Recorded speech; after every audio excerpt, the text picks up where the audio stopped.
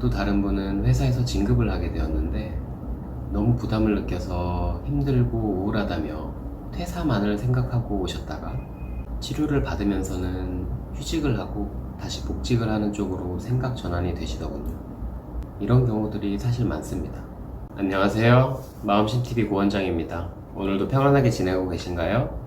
바로 이전 영상에서 정신건강의학과에서의 치료는 내원한 분과 치료자 간에 상호 협력하여 공동 작업을 하는 것이라고 말씀드렸었죠. 진료 중에 이런저런 이야기를 나누고 이제 잘 치료해보자고 파이팅하고 이제 본래 삶의 무대로 돌아가시죠.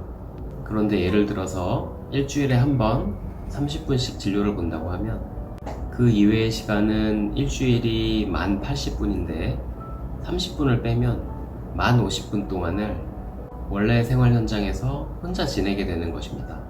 그렇다면 진료의 시간 동안에 어떻게 보내는지가 더 중요하다는 말이 되는데요. 치료가 되는 것과는 반대의 방향으로 생활을 하는 경우가 왕왕 있기 때문에 생활상에 주의하고 교정해야 될 점에 대해서 한번 말씀드려 보려고 해요. 가장 중요한데 잘 지켜지지 않는 경우가 바로 불규칙한 생활을 하는 것입니다. 많은 분들이 잠을 못 이루다 늦게 잠들어서 다음날 늦은 시간에 일어나거나 식욕이 없어서 불규칙한 식사를 하게 되거나 의욕이 없어서 정해진 루틴대로 생활하기 어려워하시죠. 물론 증상들로 인해서 그렇게 되는 경우들이 많은 것으로 이해를 해요. 우울증이 있으면 불면, 식욕저하, 의욕저하 등이 나타나니까요.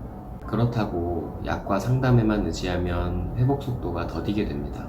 점점 병과 본능이 이끄는 대로 생활이 형성되고 병에 잠식되어 벗어나기가 더욱 어려워지죠. 보통의 다른 신체적인 질환이 있는 상황에서도 힘들지만 충분히 영양 공급을 하고 재활 운동을 하는 등의 자신의 노력이 병행되어야 회복이 빨리 되는 것처럼 정신건강에 있어서 회복의 기본은 기본적인 생활을 규칙적으로 하는 것이기 때문에 가능한 수준에서는 꼭 노력을 하셔야 됩니다. 두 번째로는 중대한 의사결정을 바로 하는 것입니다. 치료를 받는다는 것은 병의 증상의 영향으로 감정의 지배를 많이 받는 상황이기도 하다는 뜻인데요. 특정 상황에서 버티는데 한계를 느끼고 증상을 심하게 겪게 되면 당장 그 상황에서 벗어나고 싶다는 마음이 당연히 많이 들겠죠. 직장 스트레스라면 퇴사를 하거나 부부관계 문제라면 이혼을 하거나 학교 문제라면 자퇴를 하고 싶다는 마음이 든다는 거죠. 그런데 한번 결정을 하면 번복할 수 없기에 신중을 기해야 되는데 감정의 지배를 받는 상황에서는 이성적인 판단을 하기가 어려워서 그 판단을 하고 난 이후에 후회를 하게 되는 경우가 많죠. 현재의 상황이 병의 원인이니 상황을 바꾸는 게 맞지 않냐고 반문을 하실 수도 있는데요. 하지만 치료가 진행되면서 특히 약물 치료가 내가 견딜 수 있는 여력을 올려주고 점차 병의 증상이 완화, 호전되면서는 상황은 그대로인데도 잘 지내게 되는 경우들이 많습니다. 실제로 제게 오셨던 분 중 한 분은 회사 일로 스트레스가 심하고 하나는 것이 잘 통제가 안 된다면서 이직을 하고 싶다고 하셨어요. 치료 초반에는 수시로 눈물을 보이고 분노 표현을 하시던 분이 약물을 포함하여 치료가 진행되면서는 상황은 그대로인데도 별로 화가 안 나고 기분이 나아지고 지낼만 하다면서 문제없이 생활하게 되었습니다. 또 다른 분은 회사에서 진급을 하게 되었는데 너무 부담을 느껴서 힘들고 우울하다며 퇴사만을 생각하고 오셨다가 치료를 받으면서는 휴직을 하고 다시 복직을 하는 쪽으로 생각 전환이 되시더군요. 이런 경우들이 사실 많습니다. 그런데 당장 일을 그만두어 버렸다면 나중에 증상이 회복되더라도 다른 방향의 고민이 새로이 나타났겠죠. 그러니 충분히 증상이 나아지고 이성적인 판단이 가능하게 되었을 때 중대한 의사결정을 하는 것이 좋겠습니다. 세 번째로는 음주를 하는 것입니다. 우울한 분들이 불편한 기분을 달래기 위해서 또는 불면을 호소하는 분들이 잠을 자기 위해서 술의 힘을 빌리는 경우가 꽤 많은데요.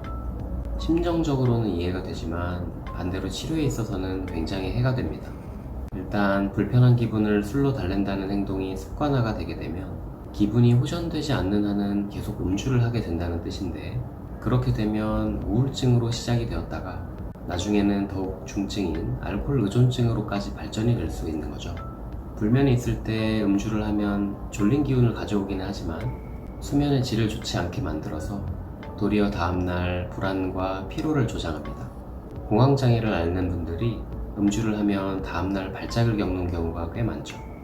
또 음주와 함께 투약을 하고 있다면 간에 부담을 주고 약효를 변화시켜서 예상하기 힘들게 만들고 더욱 많이 졸리고 처지게 만들기도 하죠. 치료 중 음주는 가능한 자제하는 것이 필요합니다. 마지막으로는 스스로 투약을 중단하는 것입니다. 약물 치료를 하면서 증상 호전을 보는 많은 분들이 이만하면 됐겠지 하고 담당 의사와 상의 없이 투약을 중단하고 진료에 오지 않으세요. 그러다가 시일이 좀 지난 이후에 힘들다며 다시 찾아오시는 경우들을 많이 보게 됩니다.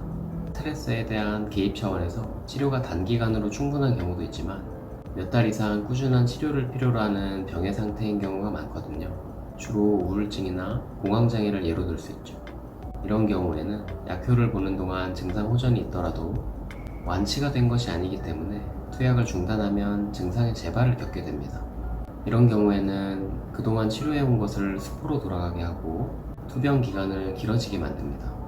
또는 사용하는 약물의 종류, 용량, 기간에 따라서 갑자기 중단을 할 경우에 불안, 떨림, 불면 등의 금단 증상을 심하게 겪을 가능성도 있죠.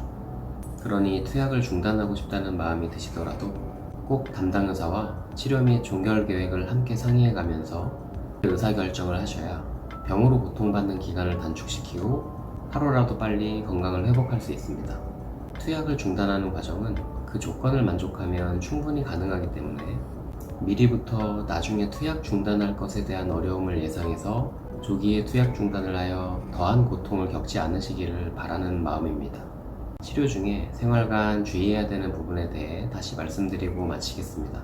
우선은 불규칙한 생활을 하는 것, 둘째로 중대한 의사결정을 바로 하는 것, 셋째로 음주를 하는 것, 마지막으로 스스로 투약을 중단하는 것. 치료 중에 어떤 사소한 부분이라도 염려되는 점이 있다면 담당 의사와 상의를 하면서 생활해 나가는 것이 의외로 치료 전반에 큰 도움이 될 수 있으니 참고하시기 바랍니다. 오늘은 여기까지 말씀을 드리고 앞으로도 제 영상을 쉽고 편하게 보고 싶으시다면 구독과 좋아요 부탁드리고요. 오늘도 마음이 쉬어가셨기를 바랍니다. 그럼 다음 영상에서 또 만나요.